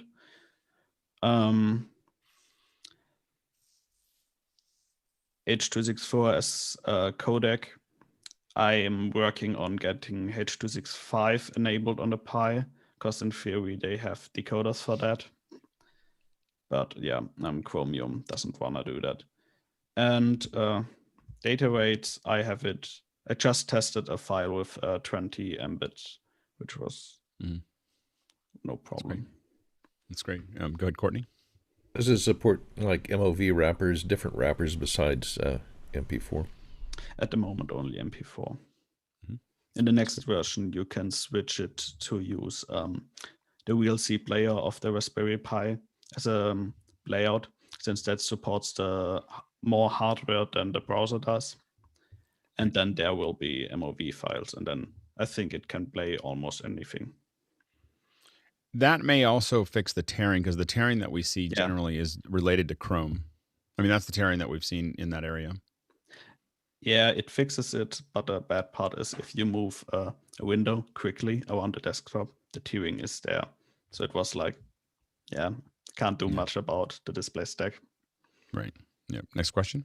Jeff Francis says, are there any Pis with SDI output? I don't think so. You could probably build. You could build it, but then you'd be stacking a It'd be funny. Go buy a It'd be Hyperdeck. like you have to you have to print a bigger box. You have to print a bigger box that would have a little HDMI to SDI converter built into it and stuff like that. But you could do it. It'd be a funny thing to do. Probably the converter would probably cost more than the Pi. So next question. Ed Rubin, Oakland, California. Does Playoutbee have key and fill out? Oh, but it's something I'm actively researching. If you want, I can show you a demo. I created an algorithm that can do that in the browser with webcam files. So it's like still pretty early in the research because it's something that not a lot of people do. You see, it's also not keyed really well, but you see the key output down there. And then also I'm working on something else for doing Luma key, since the ATEM minis don't have enough inputs for me. That's great. So and it's able to output those two settings out of the two HDMI outputs. That's the plan. Yep. That's great. Next question. Stuart Fairweather of Melbourne. Would Jonas and the team consider doing a version with NDI or SRT out for the OBS and vMix users? OBS and vMix is supported. You just need to open a web browser, open the output URL in there, and it just plays. That's cool. But NDI and SRT, I don't think that would be sensible in that. You can use it in vMix and OBS. That's cool. Next question. Courtney from here in Hollywood in the panel. Does it support multiple bookmarks with each video? Can you locate a specific time code and so forth? Not at the moment. I'm working on that to have like that you can say, I want to jump to that portion. I want to play that video in this speed. That's why I rewrote it, because I want to be more flexible when someone asks like, hey, can you do that? And then I want to implement it. Mm-hmm. Great. Next question. Mickey from the Philippines here in the panel. Any possibility of adding playout of 8-channel audio files via an HDMI without embedding it to the video file, just plain WAV files? I have to check on 8 channels, but 2 channels should be coming in the next version.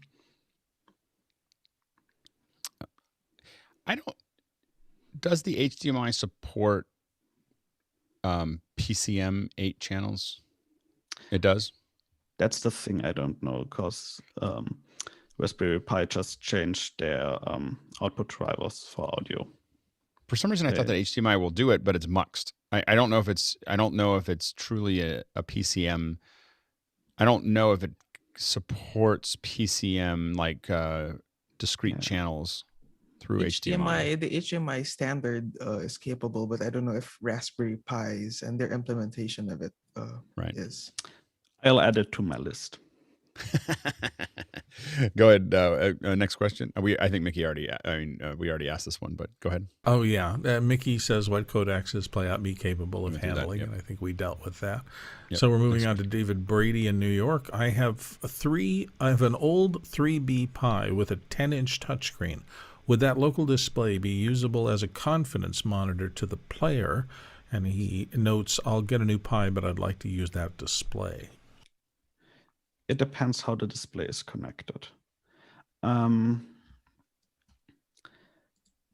If it should work, but it's not automatically. That's not something I can actively support, because the resolution of all the monitors differ too much. But if you had a 1080p screen, you could theoretically just pass it. It had a pass through. You could go out of it into the HDMI and then out of that into your player, and then you'd have a video of it. Maybe the 2 HDMI ports are able to mirror, and then that would be the solution. But the display connector is a bit funky, and we had problems with that. Mm-hmm. Next question. Gregory Wheelers in next from Maryland with, can this work on a Raspberry Pi 3? It does, but I found out to a lot of support tickets that it really scratches on the end of what the Raspberry Pi 3 is capable. Because someday I noticed that it depends on where the person is that tries to use it, and depends on the room temperature. Because the CPU is working so hard, that's why we officially don't support it. Mhm. But it works, and we work on getting it better.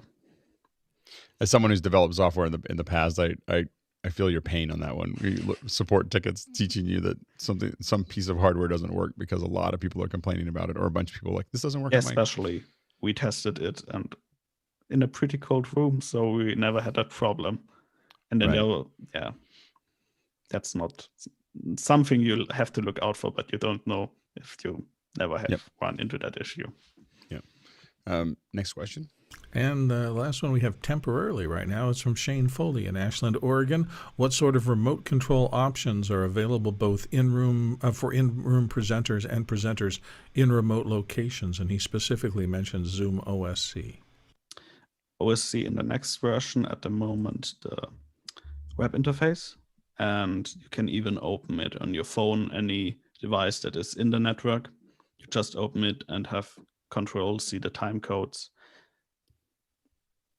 We don't go out into the internet, but I have planned a version that uses a proxy to be able to do that with like a pairing code. That's slick. Yeah, because right now what we would still do is probably VPN in, and then we'd be able to get to that IP and then control it from there. So that's interesting. Next question. Yeah, we got another one in from Stuart Fairweather in Australia. Atomos's, not to be confused with Atmos, old H2S HDMI to SDI that clips on the Sony NPF mount is cheap on eBay. So can a Pi run on an NPF battery? I mean, I'm pretty sure there's a solution to output 5 volt from an NPF battery, so it should work. Yeah, go ahead, Mickey. Yeah, there are definitely a couple of battery plates that would take the Sony 7.4 volts and turn that down into 5 volts. Next question. And one more. Charles Klein in New York City. What are the next 3 improvements, Jonas, on your priority list? Getting the rewrite done, and with that comes support for projects. At the moment, it's just that one playlist. And in the future, I want to have different project files, so you can just import that and output that. And then, of course, solving the tiering with using VLC. 3 is probably importing of files that are local on the Pi, so you don't have to upload everything. So you have a button in the web interface that shows you what files are present in a specific folder. Yeah, and then lots more that are coming with the rewrite. I just wasn't able to support both versions at the same time. Go ahead, Guy.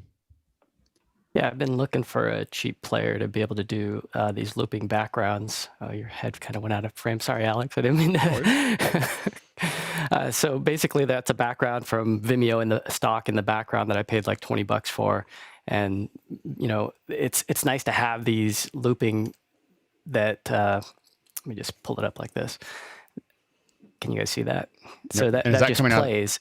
This is coming out of vMix, but I've been looking for a way to do this out of an ATEM and not tie up $695 times like 3 backgrounds that we just use all the time for, 2 up and 3 up. So thank you, Jonas, for creating some cool stuff that we can put to use. I just got to figure out which Pi to get and which case to get now. I'm on a mission.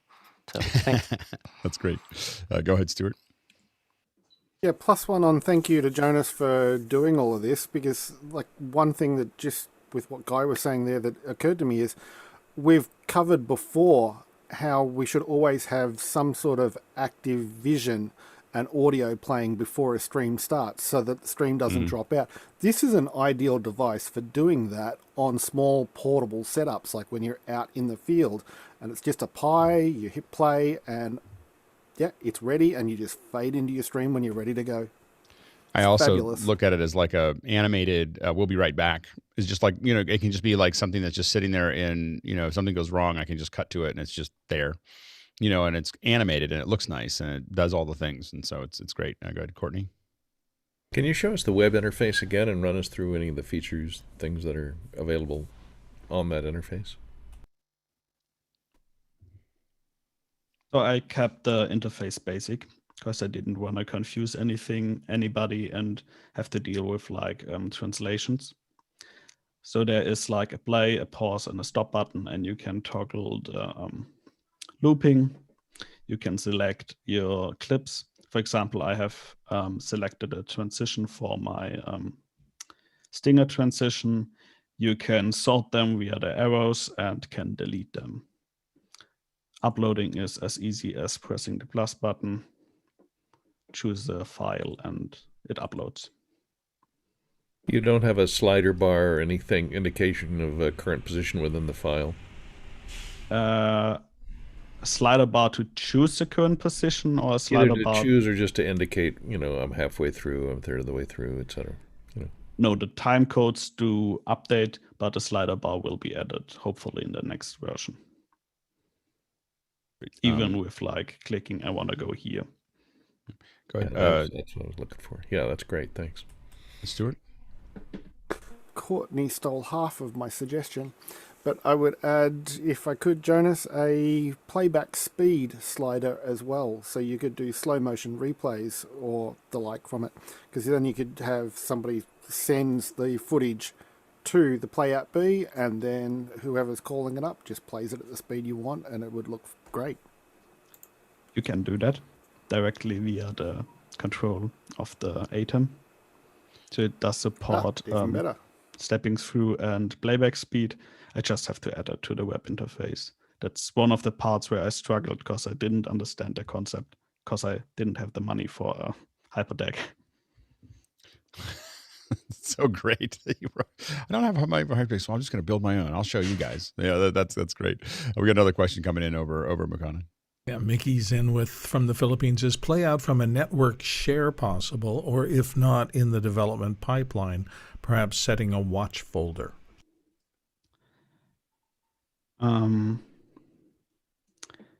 It's possible to put in the next version I work on that you have an input folder on the Pi where you could FTP stuff onto, and maybe with an import function that you can like say, I want to pull that video, but I wouldn't use stuff that is stored other way on the network, because then if you're streaming and suddenly it doesn't work, that's something I don't want. Go ahead, Sky. Did I check out when you described the swish, or the, what do you call the stinger? Is there an alpha channel with that, or is it just a hard cut? And is it an MP4? I can show it. It's an MP4, and it just uses black and then a key at 1%. Black and key, got it. Okay, but now you've got black in the middle of it. How do you keep that from? It's not black; it's gray. That's the trick.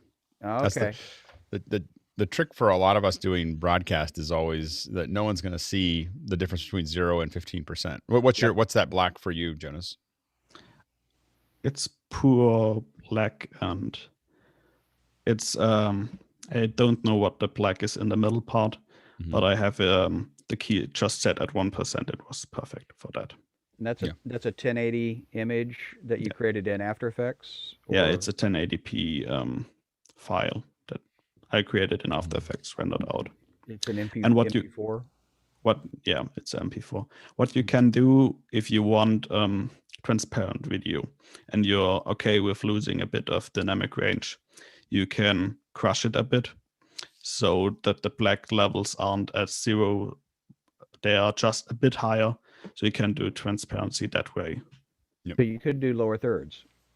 Yeah. Oh, yeah. Sure. Awesome. Next question.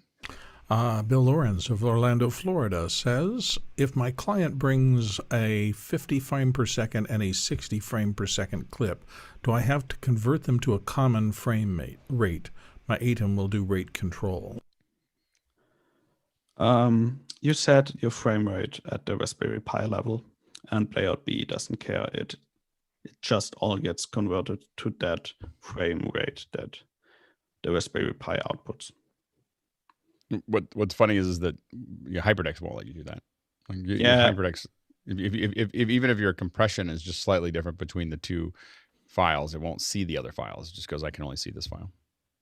I have people switching from HyperDecks to that for that reason, because they don't want to transcode their files anymore. Right. Yeah. Next question. Dorian Robinson, way out in the Atlantic Ocean in Bermuda, says, can VLC Player be used to connect to Playoutbee via the IP address? So to see the same thing that happens on the Playoutbee, no, since it would need to stream for that. But what you can do is, one moment, there is a pretty new function that is called second output. And that comes from hybrid events, because when you stream and also need another output for the locals, you can just open second output in any web browser and see if I now do my stinger transition, it gets played there. So you can see the video from any device that has access to the network. That's great. Any other questions from the panel? I think that it's a pretty amazing little piece of product, and I think we understand it now. Go ahead, Jeff Stewart. Had to move the mouse. Just one silly thought is this doesn't have to be located right next to the ATEM mixer and whatever. It's next to whatever device you're plugging into. So from inside the ATEM, we could probably trigger one of these mounted to the back of a video wall for live functions, so that when you want to fade to black or fade to a message, your device is out there on the wall ready to play. Yeah, it doesn't have to connect it. It just needs a network connection to the ATEM, and then you can put it wherever you want. Well, that'd be a bit easier than running massive long video cables out from wherever your ATEM and all that is set up out to a video wall. Sky. Okay, you probably explained this, and I spaced it out. The physical file that you just created lives where? And on the so Raspberry Pi. It does live on the Raspberry Pi, and that's why I was listing. The storage on the Raspberry Pi is variable depending on what you attach to it. On what SD card you plug in? Okay. I am working on supporting attached multiple things. For example, the well, a T5. You could plug a T5 to that. For example, or that enclosure has a version with a NVMe. I think it's an NVMe SSD that you can attach to the bottom. It then plugs into the USB 3 port. And I'm working on supporting that as a boot drive and as a drive for the media. So currently the storage on those things are, I'm sorry, It's ignorant what here. you put in. The storage is the SD card. Got I it. think that's the storage. Go ahead, Courtney. I may have missed it, and you may have said it. I just didn't lock onto it. Did you say you're using VLC video playback engine, or is it the browser video playback engine? At the moment, it's the browser, but in the future, you have the option to switch to VLC. Okay, and one of the questions is work over Wi-Fi. I assume it does as well. With the full. Yeah. I mean, it's Wi-Fi, and the Wi-Fi part, you actually need to go into the Raspberry Pi and configure it to use Wi-Fi, since that's not something I can do automatically. But yeah, it can be used over Wi-Fi. Go ahead. And one question. Go ahead, Bill. We have another question that popped in. Oh, okay. Ed Rubin of Oakland, California. Can you load video clips to the Pi over the network? Yeah, that's exactly what you do. It's the easiest way. In theory, you can log onto the Pi and use the GUI on the Pi to move files into there, but I just upload it, and most users just upload it via their web interface. Go ahead, John. Jonas, thank you very much. I look forward to testing this thing out. And you keep saying the next version. What's the timeline on the next version? And am I going to get that for free, or is there going to be a cost involved in? Yeah, I changed the version number for the current release. It was 1.0. Yet at the moment it's 1.9. I updated it back. You will get all updates till version 2.0 for free. So the next version, which has an ETA from, I hope, 2 weeks. It's almost done. The heavy lifting is done. Now I just need to recode everything that I already did. Mickey? Yeah, I have a question actually for Courtney. Courtney, as someone who does a lot of video play out for narrative film or TV sets, is this something you might consider for that type of work? And if not, like what's missing? Well, it's interesting. I wrote my own software for Playout, so that's primarily what I use. But I use small PCs like the ones I've been showing in the stick PCs as a source, and my software runs under Windows. And I wrote my own Ethernet protocol to remotely control multiples at the same time.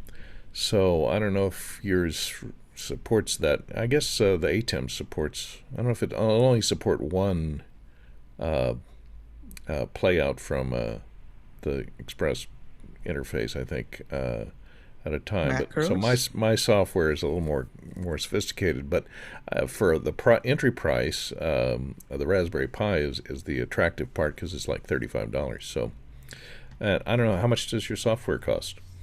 $20 US. How much? 20. Plus text. I don't know how you declare that in your country. That's great. We don't know how it works either. Yeah, we're very confused. You declare it with bad words. We've learned, though, that we can print as much of it as we need. Anyway, next question. Bill Lorenzo Orlando says, is it possible to vertical sync several playback Pis? So Pi with Genlock?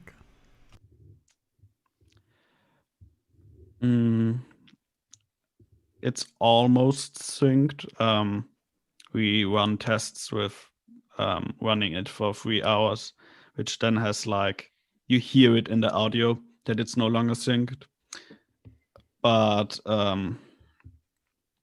yeah, that's something we are looking into, but it's not that easy to do. And if we want to do it, we want to do it right. So at the moment, not.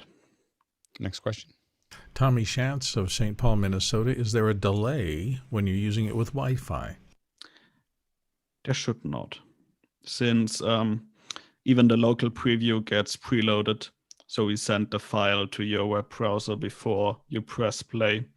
So there should be no delay. If your Wi-Fi has a delay for the small packet for the play command, I think you have other problems with your network. Next question. Jay Rozansky of Sheffield, I assume England. One issue I always face with clients handing over VTs to me, videotapes, I guess, is audio levels. Is there a way to set audio levels before playout so we can level out before this hits the ATEM? No, but I'll add it to the list. I think that shouldn't be that hard to do. Courtney? One question. When you're working from the playlist in the browser, does it preload the next item in the playlist so it's ready to go with frames, so it's an instant cut between the end of the previous one and the next one, or is there a delay while it opens up and provisions the next video? There, at the moment, is a delay. I'm working on fixing it so it is exactly frame cut. That's also what you would have seen in the demo I have. But yeah, that's always a big part of why I used to fade over, since they're so cheap. But yeah, that's something I want to fix for sure. Yeah, that's how my software works too. Is it loads 2 players within the single machine, and then it preloads the next one, and then it does, it starts and cuts in one operation, so that you don't see it loading that file in the background. Did you have anything else you wanted to show us, Jonas? I think that's it. It's fascinating. Like it's just fascinating that it shows up as a hyperdeck. Go ahead, Alex. Am I right in thinking that there's audio is not supported yet, or is it about when audio will be supported? Any plans? Audio Rough idea? is supported, but just not like only in video files. I'll add support for the standard audio files that can play in a web browser with the next version. Till now, I just convert everything to video with black frame. When did you start writing it? In the summer. That's great. It was a summer project for me. Summer project. And again, I'm getting aside the precision, but the understanding of the web interface is how you trigger things, or you're triggering items inside of ATEM, and how do we select? So let's say we're doing a show, and I want Courtney to say good evening, and where would a video? Where would that video live in my chain of show? So it would be an interface off to my left of my ATEM. You have multiple options. You could either like use the web interface to press play. That's an option. You can use in here. There's a hyperdeck part. Most people never saw. That's what so you could drive your show from ATEM. Yeah. And then the cool part we are starting to do is when we know that the intro is always at the same slot. At the first, for example, we write macros that we have a specific length for our intro. So we can just swap that file out, have a macro that cuts to the video player and cuts out after a 1 minute delay. So it's all automated. So that's your run of show. So at number 6, you could swap that item out, and whatever is in that slot of number 6 will play. Is that what I'm understanding? You can change in the web interface. You can change the position of the items. Okay, so your ATEM is looking at this web interface. So it's a kind of a duplicate. And so how you access it. So do you build it? So you would build it first you build your run of show in your software first, and then. So how is it? I guess one of the questions I have is how is it reporting back? Because usually we're using the name of the file in the hyperdeck to order the to order our playback. What are you doing you're sending the playlist back to the ATEM? Yes, that's this playlist is synced with this one. Right. Because that's also an advantage in some, so not only does it play different frame rates and other things like that, but the one of the things that I don't think that there's an easy way for us to reorder those in the hyperdeck. There is via the API, but that's part no one uses. Yeah. Well, that's where I'm curious about where the Stream Deck fits into this BC. You could have a Stream Deck, for example, with my Stinger transition is just playback and then take at the moment, make a cut at the right moment. What you could do is have a button that says intro that cuts into the video player, starts the video playing at this correct moment, and cuts back. Oh, I like the Stream Deck solution. Well, I like that a lot. Stuart also asked, could the playback be triggered by an Elgato Stream Deck? But so not directly, but through the ATEM, is that correct? Through the ATEM or via the HTTP API. So you could do a call through the HTTP. Got it. Oh, I like that solution a lot. That Stream Deck solution. Just to have like 6 buttons of beep, beep, beep, bing. Oh, that. Yep. Next question. Guy Cochran says, can you show time remaining on a long clip? Sure. So I need to take that away. I have a file and you don't hear that. Do you hear that? We don't hear it. We see that Greg is running. Only I hear it and I'm irritated. So you see the current time code and the time code remaining, and that is also reported into the ATEM. So yeah, it shows you how long you have. And I guess one of the more. Oh, go ahead, Courtney. I don't know if I'm remembering this correctly, but I worked a little bit with the API and the ATEM player but doesn't it consider each file a separate clip with contiguous time code across the total number of clips? Did something like that, or does it have independent time code for each? Yeah, I notice you have this row of time code going down in your playlist there. Is that what is that time code represent? That is the length of the clip. Oh, that's the length, okay. But I'm not 100% sure how I did it. But I have emulated what the Hyperdeck wants timecode-wise. So it gets its clip length, remaining time, and current time, Right. Code Sky. Can you do I'm imagining that as like my fourth source, and would there be a way of doing a preview concept so that you could have that countdown on like a burn-in on your preview monitor of some kind, so that it's like visually I can see that on a panel of my 4 preview monitors? You can, here's a setting that's called blackout when paused. So currently I have disabled that. So if I cut through the layout, you see the frame where it's paused at, or the first or last frame if it's run through. That's what you can do.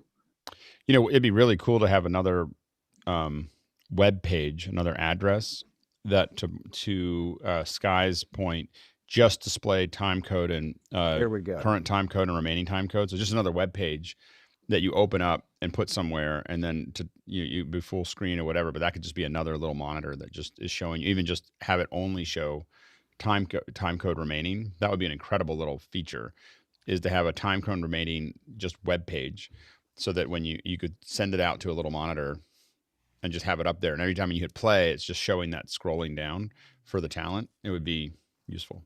Because visually, when you're calling a show, you want to get not just a countdown, but oftentimes we'll do a visual cue, and the bicycle fell into the lake, and take 3. And that could be the case. But I mean, I think that the easiest thing would be just to show TRT as a separate window. Go ahead, Jonas.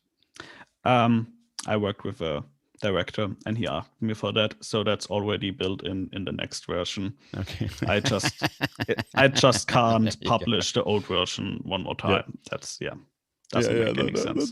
That's good. You're working with people that good people. Yeah. Next question. Jay Rosinski says in Sheffield, what happens at the end of a clip playout? Does it hold on the last frame? It depends what you want.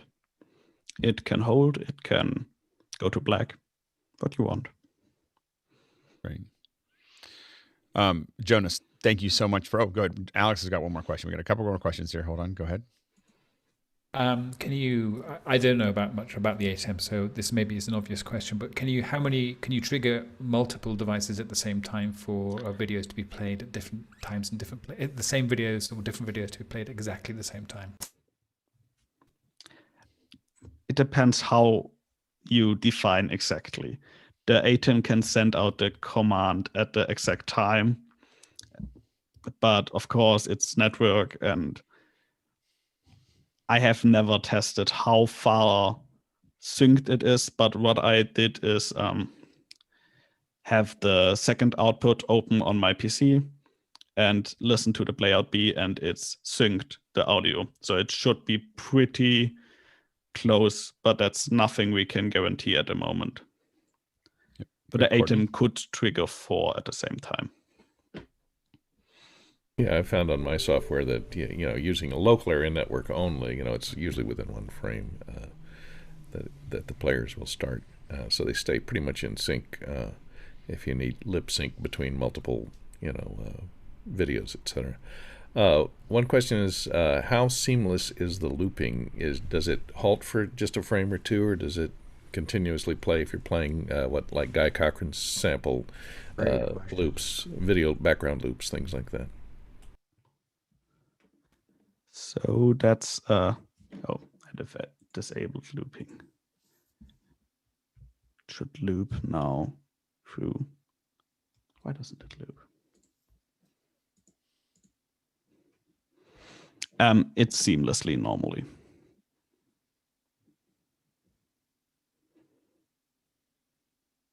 Yeah, now it's seamless. Hypnotizing. Once it goes through once, then there's no black frames or anything. Yeah, it's also at the first time I just had a setting wrong. Ah, okay. But the black frame I'm seeing is just in the video itself?